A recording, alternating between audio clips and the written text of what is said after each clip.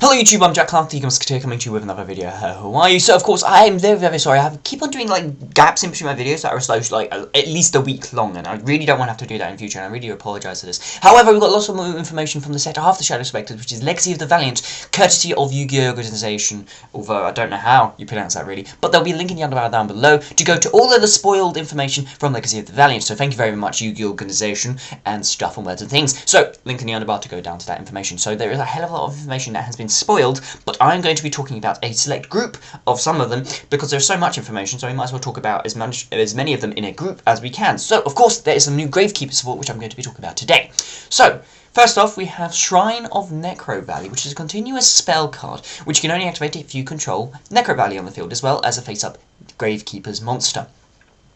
Neither player can special summon monsters except for Gravekeepers monsters, and you destroy this card if there are no Gravekeeper monsters or a Necrovalley on the field. So it's an okay card. It's a very interesting card which has a lot of potential for it. Of course, its destruction effect if you don't control a Gravekeeper or a Necrovalley is the thing that of course will nip it in the bud and make it really easy to get around. I mean, MST, get rid of Necrovalley, get rid of the Shrine of Necrovalley, you're sorted.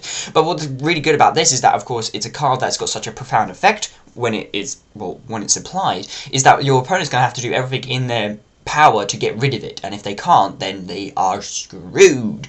Of course, the conditions for its effect to apply and be activated are what keep it somewhat balanced, and I quite like the card next Shaman and Necrovalley. Whether or not it will be actually used in Gravekeeper's deck is to be we'll see really, because that its downsides, it makes it very balanced, but is it really practical?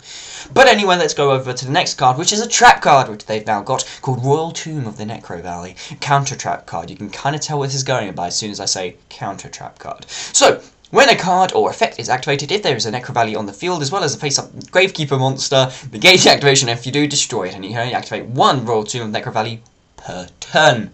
Holy goddamn crap, they've got an Infinity Barrier, and of course a little bit better than Infinity Barrier, because of course the conditions are a little bit more lenient. So this is a very good card, and now Gravekeepers have some more back row they can utilise, which can be used in a plethora of situations. And by a plethora of situations, I mean all the situations. I mean, it can't stop monster attacks, but to be fair, when you can nip the monster in the bud and get rid of it before it can even attack, most likely, then that's pretty good. So Royal Tomb of the Necrovalley, really good, and I really like it.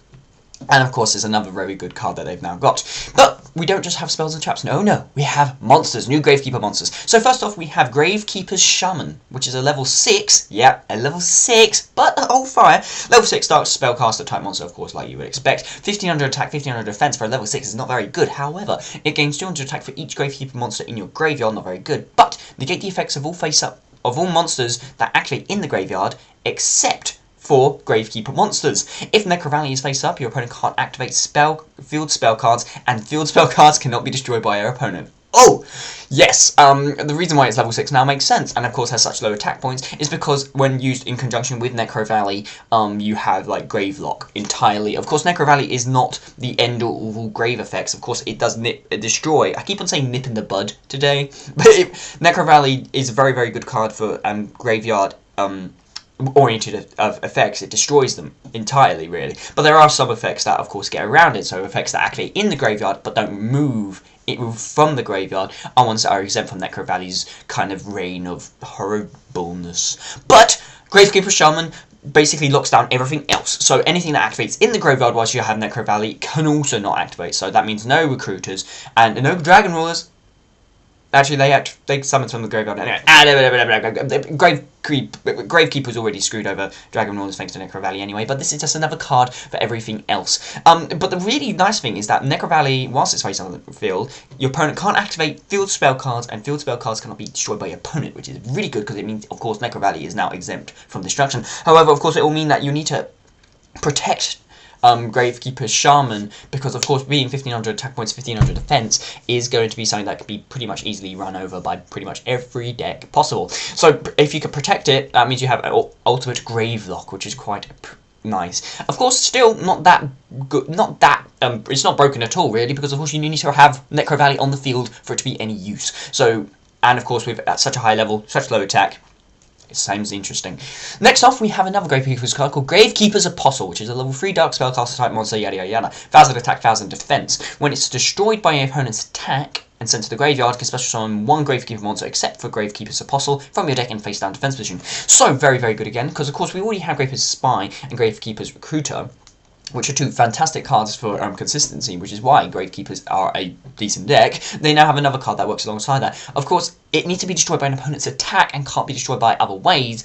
Of course, Recruiter being able to be destroyed whenever it's sent from whenever you control that and sent to the graveyard, which is very good. And of course, well, Spy just needing to be flipped for face up, because it's a flip effect. This is also very good because it adds more consistency. I quite like it. However, the fact that it, of course, needs to be destroyed by an opponent's attack is what keeps it more balanced. And, of course, there's only so much consistency you can give Gravekeepers, so actually it having low stats and that kind of condition sounds quite interesting, quite good. Whether or not it will be used because of the condition will remain to be seen, but I still think it will probably be used, because as much as people will say flip effects suck, you're just going to pop it before you destroy it. How many times do you actually see a face down monster and see, oh my god, that's a credible threat? So that's why I think Gravekeeper's Apostle probably does have some potential in it. And of course, the last card I'm going to be talking about today is Gravekeeper's Ambusher. Level 4 Dark Spellcaster type, yada yada yada. 1700 attack, 0 defense. So of course, immediately we've got Master Chameleon that can help with this. I don't know. So its effect is that when it's face up, you can target one card in your opponent's graveyard and banish that target. If this card is sent to the graveyard after it is face up, you can target one Necrovalley card in your graveyard and then add it to your hand. This card's effects cannot be negated by Necrovalley. So of course we have a level 4 now, which is a bit more synergetic, I guess, if that's a word, with the other Gravekeepers, which of course are level 4 as well. So with 1700 attack points, it's reasonable. Of course, with Necrovalley, it gets 500 more boost, which is okay, I guess. But its effect, of course, it works alongside Apostle, so you can just set it from your deck, and you can target a card in your opponent's graveyard and then banish it. So it means that you don't have to completely rely on your Necrovalley for your graveyard manipulation and buggery entirely, so you can have some other effects. Of course, it's quite slow because it has to be flipped face up for you to utilise that effect, but when it's sent to the graveyard after being face up, you get a Necrovalley, so of course it will pay for itself in terms of card advantage. So all in all, these Gravekeeper cards, ooh, oh, these are interesting, very interesting, and a lot of other interesting cards in Legacy of the Valiant, which I will be talking about in more videos. So, of course, in the comments down below as a video response, I want you to tell me what you think about this new Gravekeeper support. Of course, links to all the Gravekeeper support will be in the underbar down below, so you'll find Yu-Gi-Oh! Rukia links, so you can go check it out for yourself. But that's pretty much it, guys. Tell me what you think. I really like them.